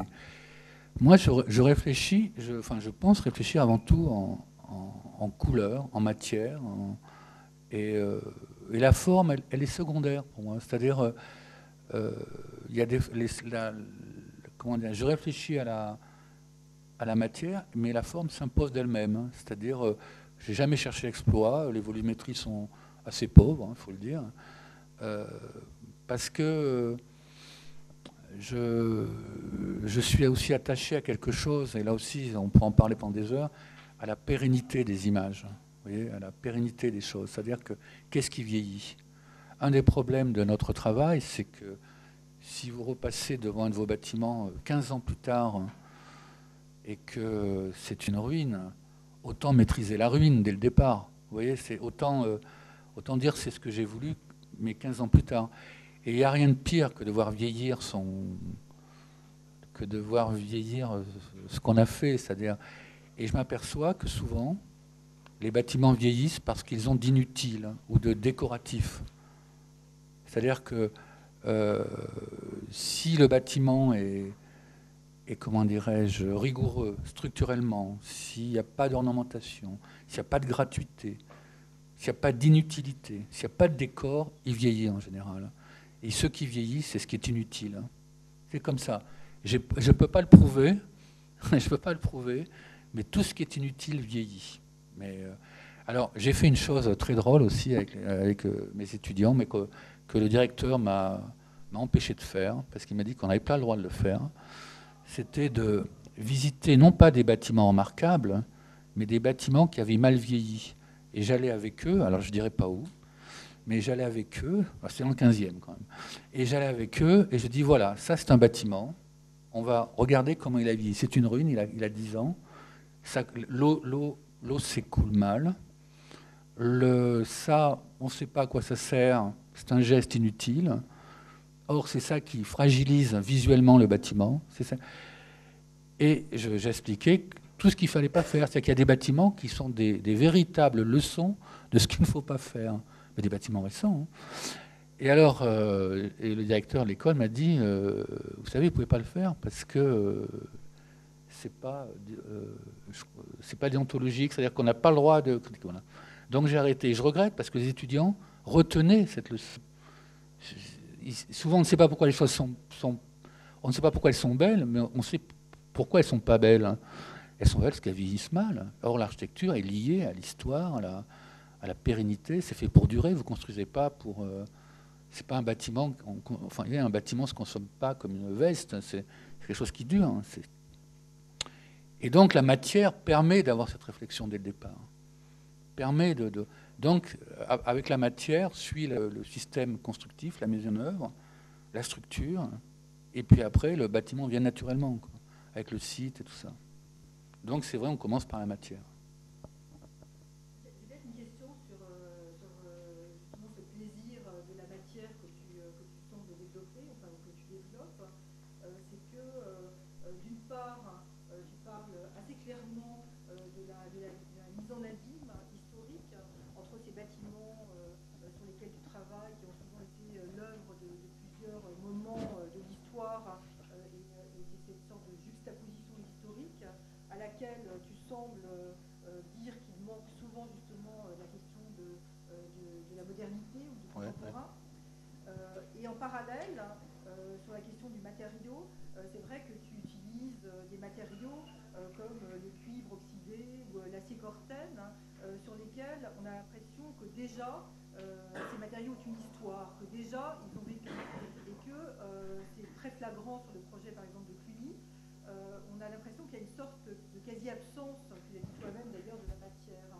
Donc est-ce que tu penses qu'il n'y a pas là un paradoxe, et est-ce que tu t'imaginerais par exemple travailler dans un contexte historique avec des matériaux neufs et qui s'affirment comme tels, c'est-à-dire sans avoir cette sorte de prise déjà de l'histoire sur le matériau que tu utilises, même le bois, parce que le bois on sait qu'il est très altéré par le temps. Ça, c'est une véritable question. Mais c'est vrai que dans les deux cas, aussi bien c'est drôle, à Cluny en Bourgogne qu'au musée de Cluny à Paris, on me dit, on veut pas, et je comprends très bien, parce que j'adhère en partie à ce discours, on ne veut pas de bâtiment flambant neuf. En fait, c'est la situation de contraste. Voilà, c'est-à-dire que flambant neuf veut dire, et je rejoins la question précédente, flambant neuf veut dire, ça va vieillir. Mais si on utilise des bâtiments déjà vus, des matériaux qui ont cette apparence, c'est la patine, on fait quelque chose, c'est vrai que j'ai eu comme tout le monde, j'ai fait des bâtiments neufs qui ont mal vieilli, et j'en ai tiré une leçon, quoi. Alors dans les sites historiques, je ne sais pas, mais c'est vrai qu'il y a des matériaux comme le bois, à Pleyel, on a eu du bois, encore une fois, c'est le matériau qui s'impose. Peut-être un jour, il y aura du plastique ou du PVC, mais je ne suis pas contre. Mais j'attends que ça vienne, quoi. J'attends que l'opportunité se présente. Là, on vient de livrer un bâtiment à Paris qui est en céramique, complètement en céramique. Ça me semblait naturel. Mais des fois, je ne me pose pas trop la question de la matière. Elle arrive c'est quelque chose, on se dit, tiens, là, il faut que ça soit mat. C'est même pas la matière, des fois. C'est une question de couleur ou de texture. Voilà. tout simplement de texture. Il y a une sorte d'évidence. Par exemple, quand on a fait les vitrines pour le musée d'Art déco, c'était d'inox. Voilà. Il y a des choses comme ça. Pourquoi? Parce que il y a des choses qui expriment une épaisseur, d'autres qui vont exprimer une finesse, au contraire, d'autres. Voilà, on travaille souvent avec des adjectifs, d'ailleurs.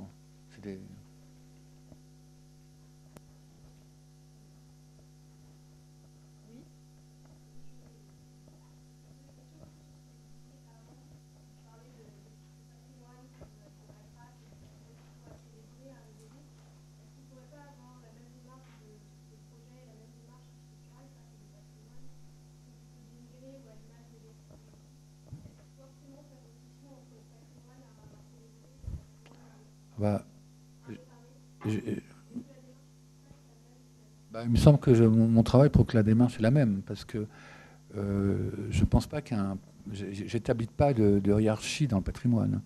Je ne pense pas l'avoir dit ça, parce que la maison à Montreuil, c'est une maison qui était un squat. En fait, la ville se posait de la détruire ou pas.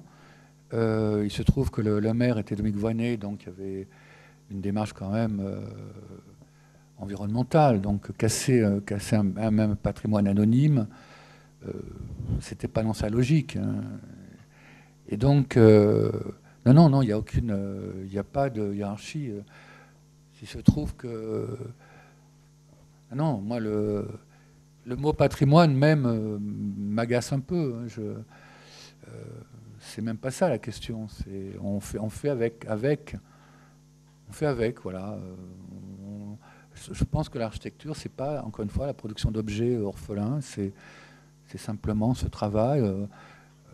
Un paysage me permet un dialogue. Il y a des lieux comme ça qui vous permettent.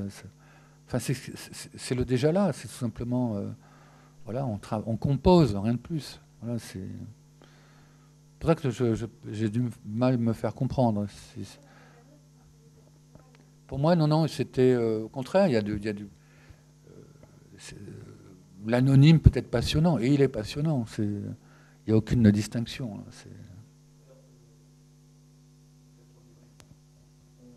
non, c'est bon. On peut dire que... Non, mais j'aime bien cette question parce que, pour parler un peu cash, évidemment, Frédéric Didier et quelques autres, enfin, des ACMH et des patrimoines, vont apprécier ton travail, et l'apprécient depuis longtemps, d'autres aussi, bien sûr, et vont te faire confiance. C'est vrai que, encore une fois, si ce master, on est en train de l'inventer, c'est parce que, justement, tous nos jeunes gens, là, ils devront se coller au travail de l'ordinaire et de la réparation de l'ordinaire. Et évidemment, ça vient toujours à un moment dans les registres dits élitistes. Hein, quand tu t'inscris à un concours, tu le dis toi-même, si jamais on vient te chercher sur une abbaye, on saura t'appeler avant que le concours sorte au moniteur. Et aujourd'hui, on va avoir à couturer tous les territoires, pas seulement en France et en Europe. D'ailleurs, dans les pays de l'Est, je sais pas, à Ljubljana, il y a de très beaux sujets qui se sont déjà faits. Et dans ce cadre, c'est d'autres palettes, d'autres outils qui vont se mettre en place avec de l'ordinaire, mais qui aura été révélé d'abord par des travaux comme les tiens, enfin, comme quelques-uns d'ailleurs, vous êtes assez rares à faire ça. Et la question qui est posée, c'est il va falloir qu'on se colle de l'ordinaire. Je suis volontaire pour aller travailler sur les grands ensembles. Il n'y a aucun problème, je suis volontaire, je suis prêt. Le seul problème, c'est un problème de culture. C'est-à-dire que le maître d'ouvrage s'imagine qu'à partir du moment où vous travaillez sur Versailles, vous êtes incapable de travailler sur les grands ensembles. Ce qui est complètement faux.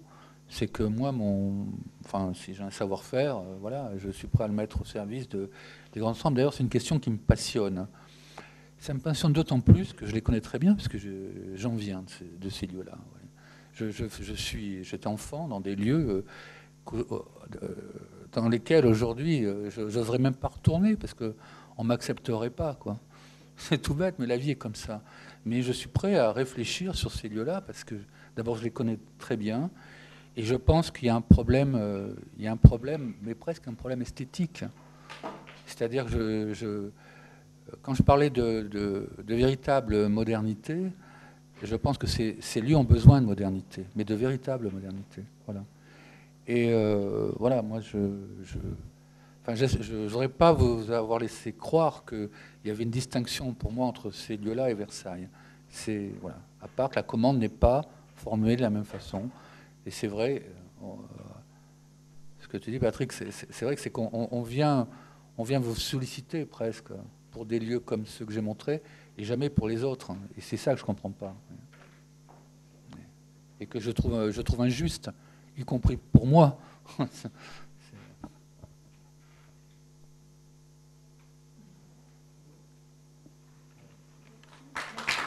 Merci.